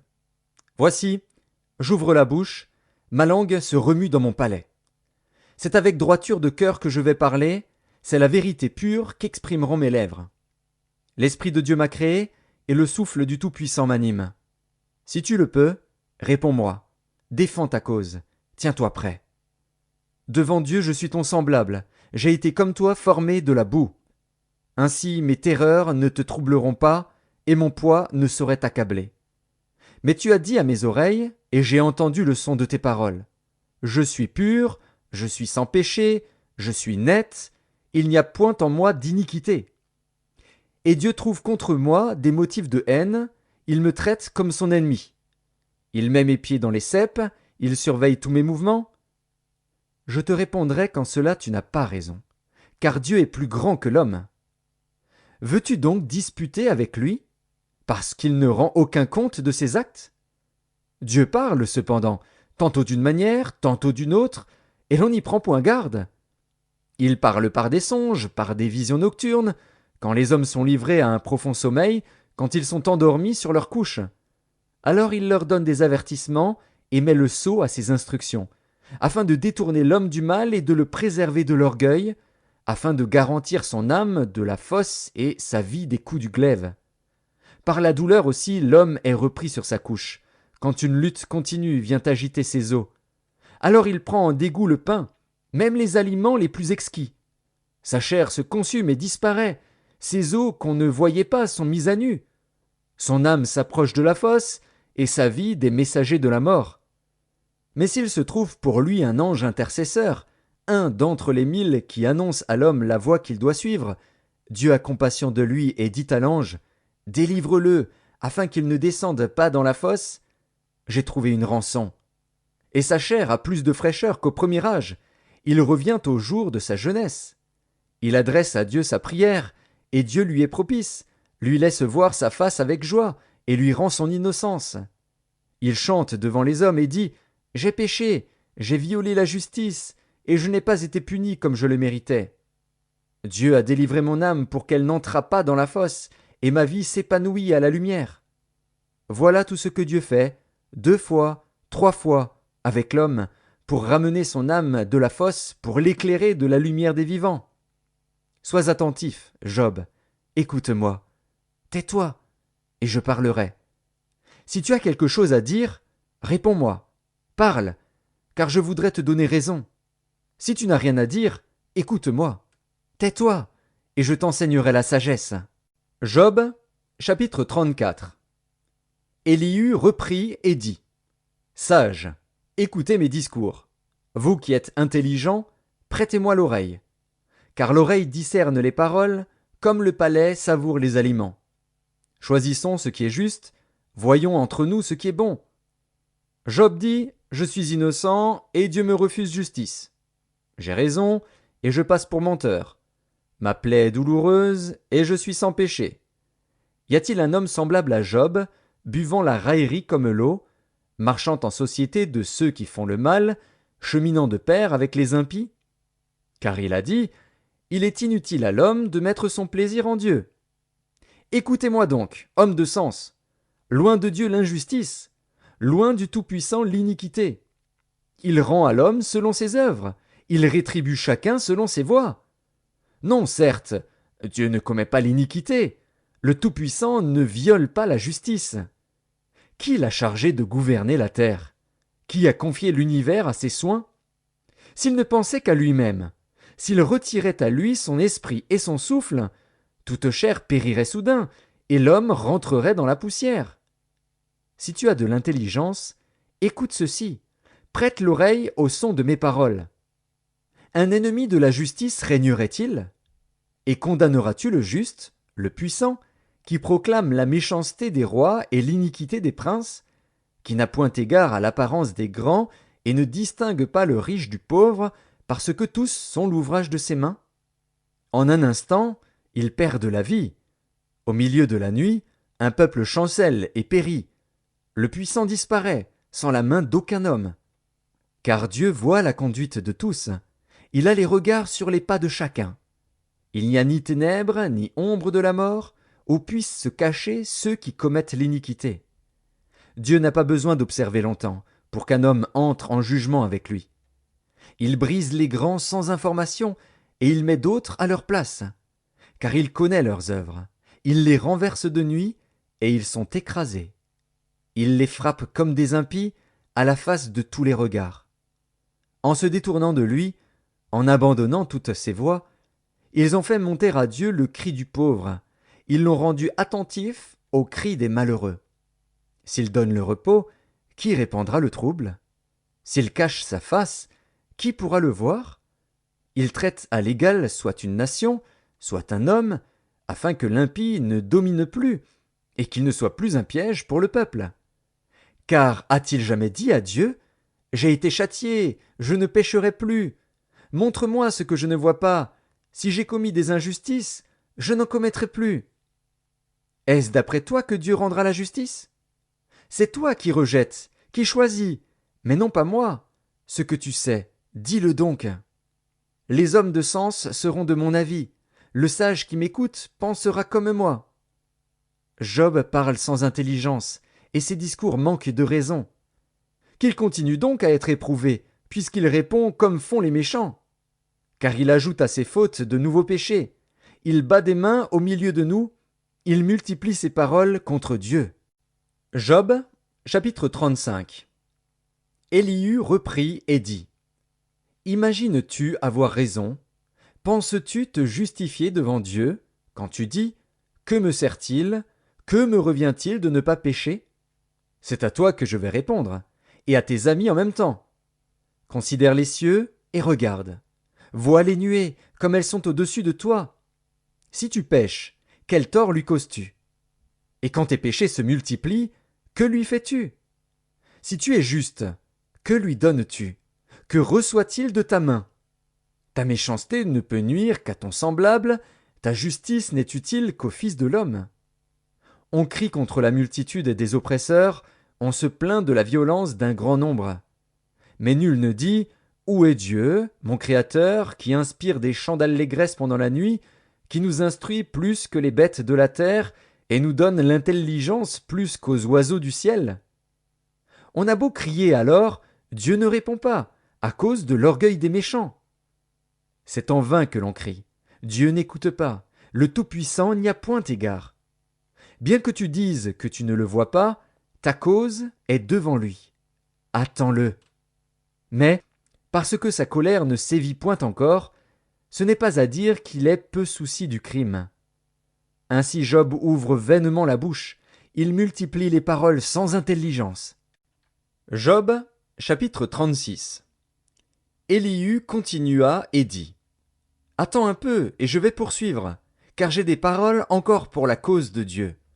Je prendrai mes raisons de haut, et je prouverai la justice de mon Créateur. Sois-en sûr, mes discours ne sont pas des mensonges, mes sentiments devant toi sont sincères. Dieu est puissant, mais il ne rejette personne. Il est puissant par la force de son intelligence. Il ne laisse pas vivre le méchant, et il fait droit aux malheureux. Il ne détourne pas les yeux de dessus les justes, il les place sur le trône avec les rois, il les y fait asseoir pour toujours, afin qu'ils soient élevés. Viennent-ils à tomber dans les chaînes? Sont-ils pris dans les liens de l'adversité? Il leur dénonce leurs œuvres, leurs transgressions, leur orgueil. Il les avertit pour leur instruction. Il les exhorte à se détourner de l'iniquité. S'ils écoutent et se soumettent, ils achèvent leurs jours dans le bonheur, leurs années dans la joie. S'ils n'écoutent pas, ils périssent par le glaive, ils expirent dans leur aveuglement. Les impies se livrent à la colère, ils ne crient pas à Dieu quand il les enchaîne. Ils perdent la vie dans leur jeunesse, ils meurent comme les débauchés. Mais Dieu sauve le malheureux dans sa misère, et c'est par la souffrance qu'il l'avertit. Il te retirera aussi de la détresse pour te mettre au large, en pleine liberté, et ta table sera chargée de mets succulents. Mais si tu défends ta cause comme un impie, le châtiment est inséparable de ta cause. Que l'irritation ne t'entraîne pas à la moquerie, et que la grandeur de la rançon ne te fasse pas dévier. Tes cris suffiraient-ils pour te sortir d'angoisse, et même toutes les forces que tu pourrais déployer?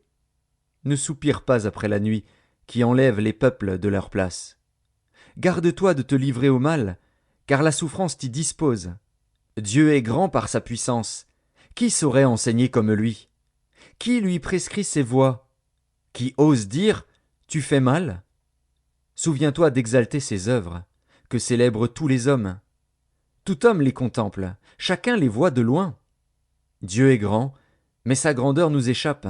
Le nombre de ses années est impénétrable.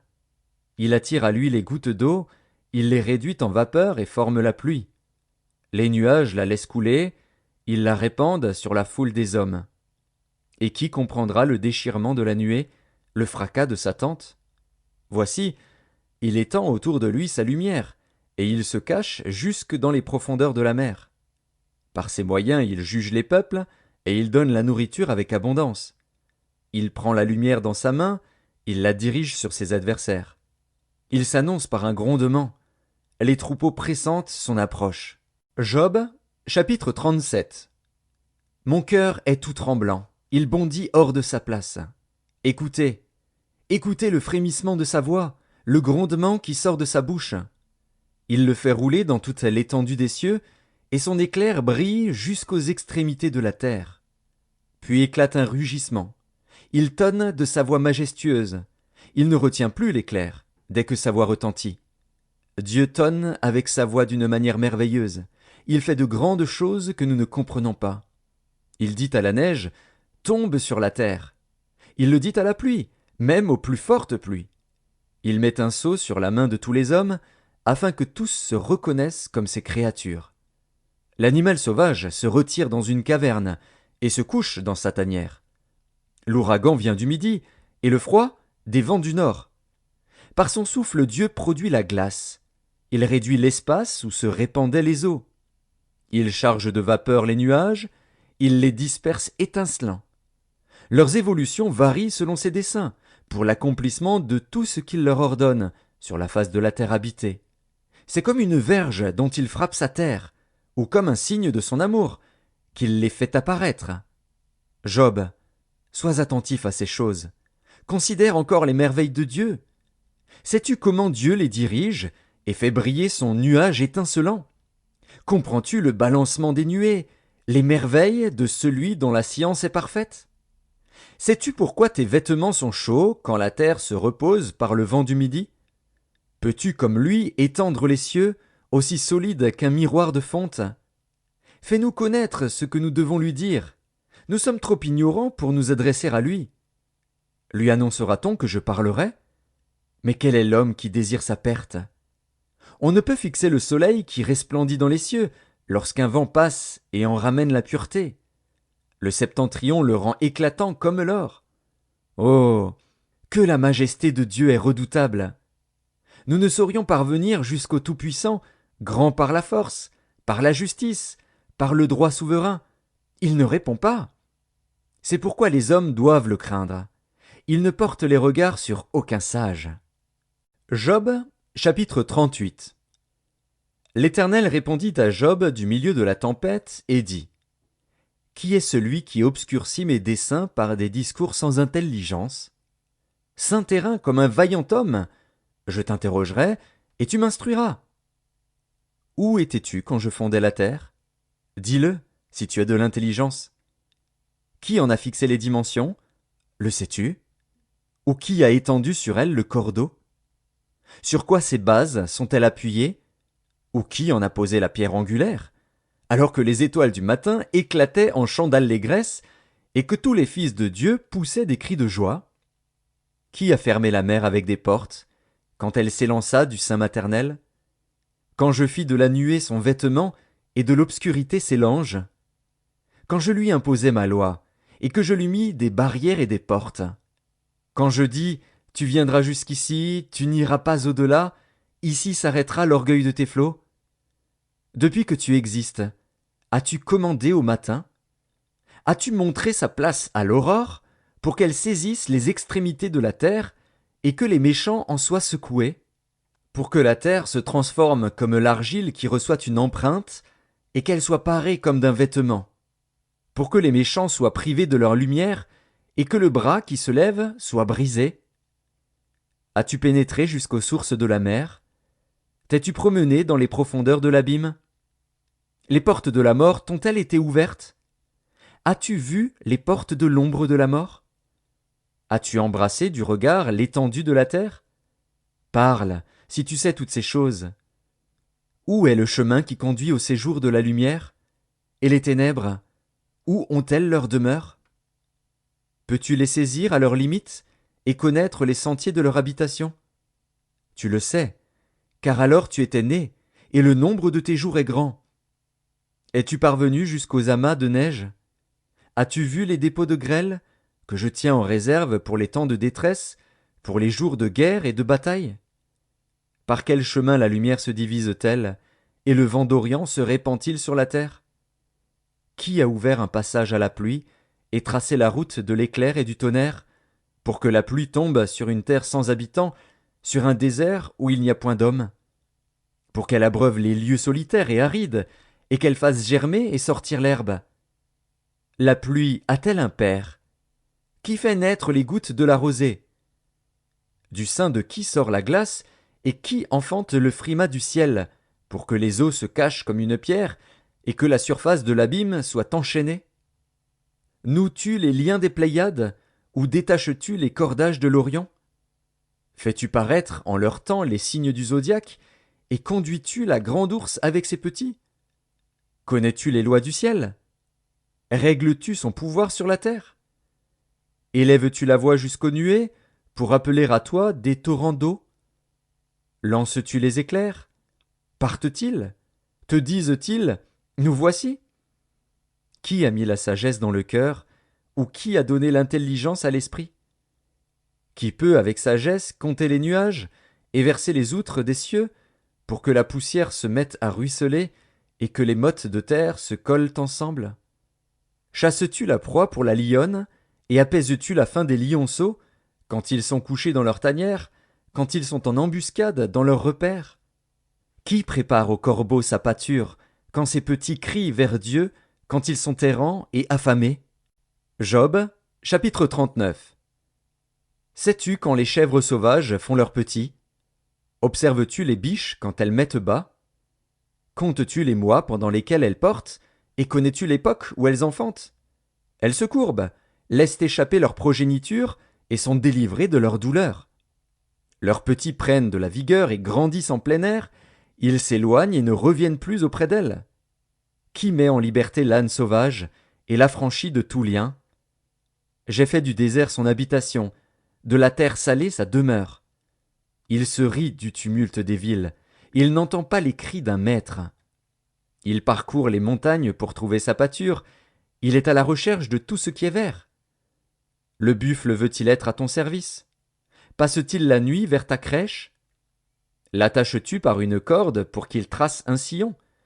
Va-t-il après toi briser les mottes des vallées? Te reposes-tu sur lui, parce que sa force est grande? Lui abandonnes-tu le soin de tes travaux? Te fies-tu à lui pour la rentrée de ta récolte? Est-ce lui qui doit l'amasser dans ton air? L'aile de l'autruche se déploie joyeuse. On dirait l'aile, le plumage de la cigogne. Mais l'autruche abandonne ses œufs à la terre, et les fait chauffer sur la poussière. Elle oublie que le pied peut les écraser, qu'une bête des champs peut les fouler. Elle est dure envers ses petits, comme s'ils n'étaient point à elle. Elle ne s'inquiète pas de l'inutilité de son enfantement. Car Dieu lui a refusé la sagesse, il ne lui a pas donné l'intelligence en partage. Quand elle se lève et prend sa course, elle se rit du cheval et de son cavalier. Est-ce toi qui donnes la vigueur au cheval, et qui revêt son cou d'une crinière flottante? Le fais-tu bondir comme la sauterelle? Son fier hennissement répand la terreur. Il creuse le sol et se réjouit de sa force. Il s'élance au devant des armes. Il se rit de la crainte. Il n'a pas peur. Il ne recule pas en face de l'épée. Sur lui retentit le carquois, brille la lance et le javelot. Bouillonnant d'ardeur, il dévore la terre. Il ne peut se contenir au bruit de la trompette. Quand la trompette sonne, il dit « En avant !»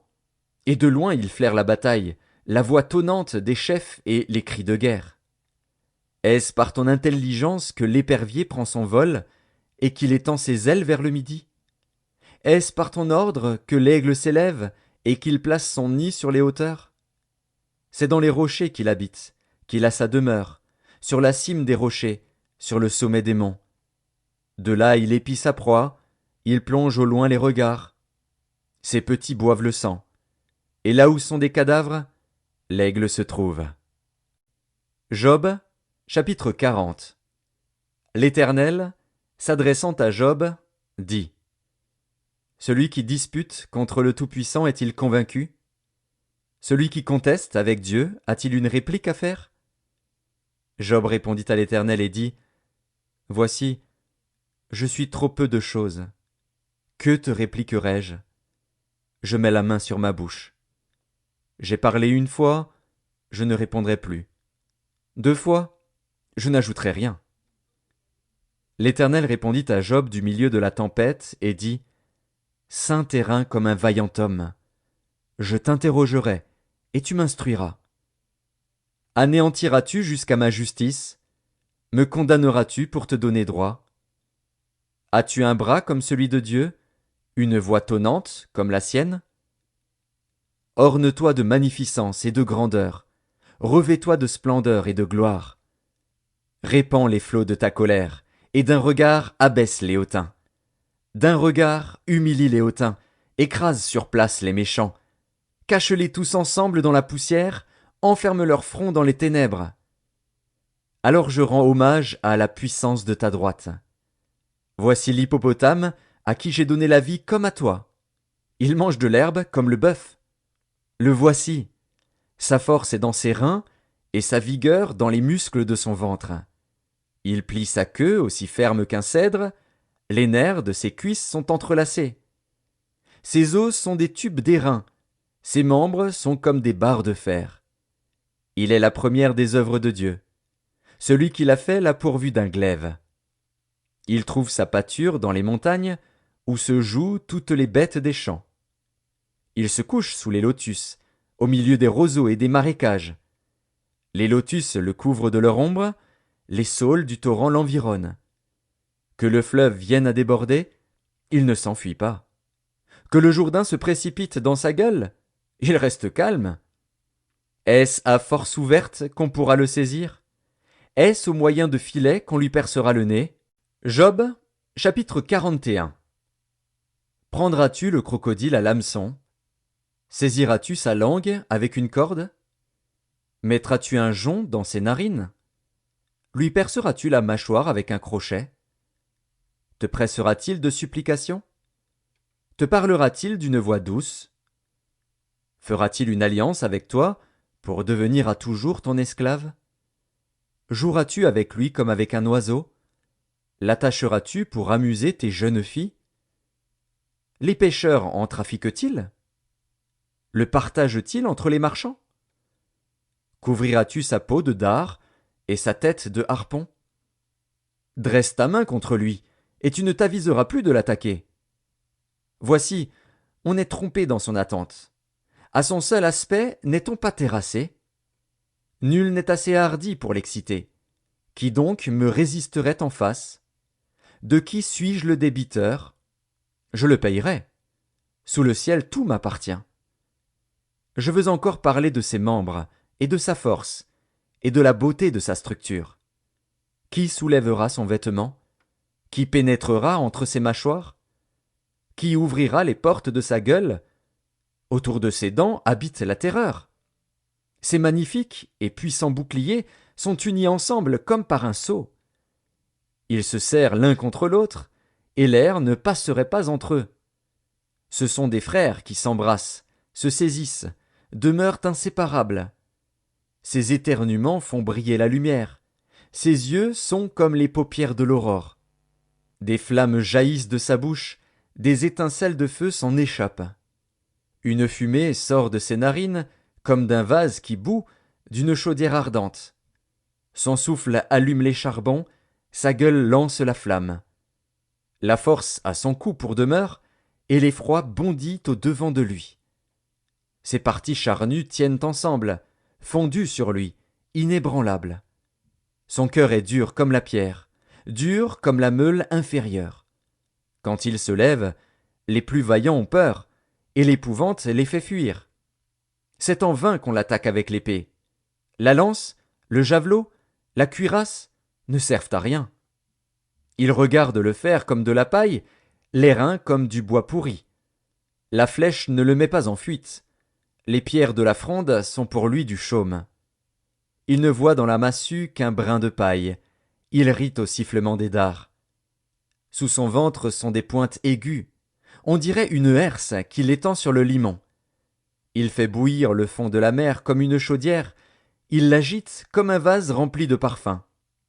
Il laisse après lui un sentier lumineux. L'abîme prend la chevelure d'un vieillard. Sur la terre, nul n'est son maître.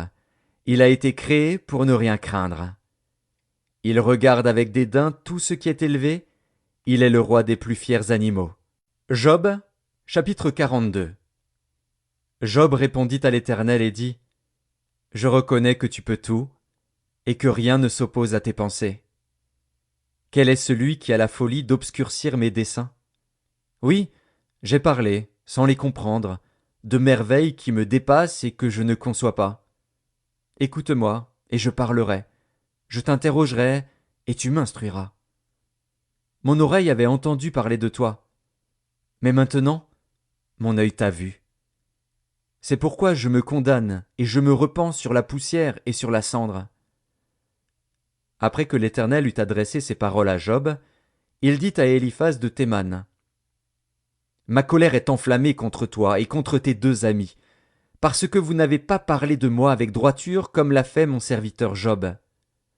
Prenez maintenant 7 taureaux et 7 béliers, allez auprès de mon serviteur Job, et offrez pour vous un holocauste. Job, mon serviteur, priera pour vous, et c'est par égard pour lui seul que je ne vous traiterai pas selon votre folie, car vous n'avez pas parlé de moi avec droiture, comme l'a fait mon serviteur Job.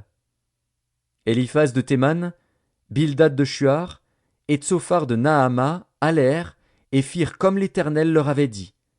Et l'Éternel eut égard à la prière de Job.